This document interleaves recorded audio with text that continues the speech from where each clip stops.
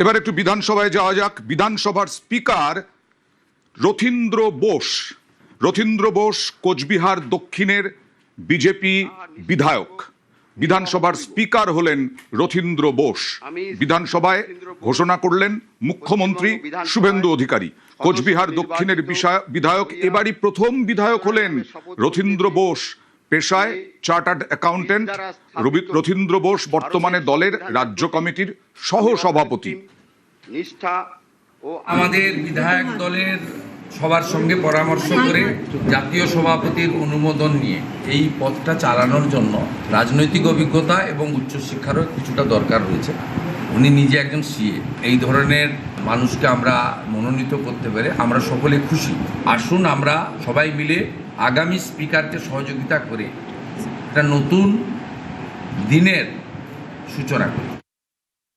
সে দল ঠিক করবে।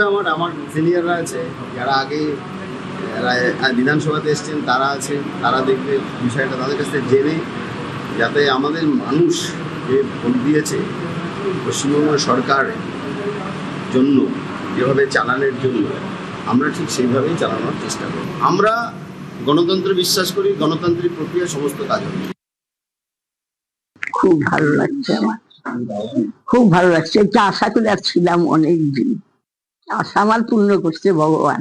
এখন আমার আশাই একটা, যে মানুষের যেন মনটাকে জয় করতে পারে। খুব ভালো, পড়াশোনায় দারুণ ভালো।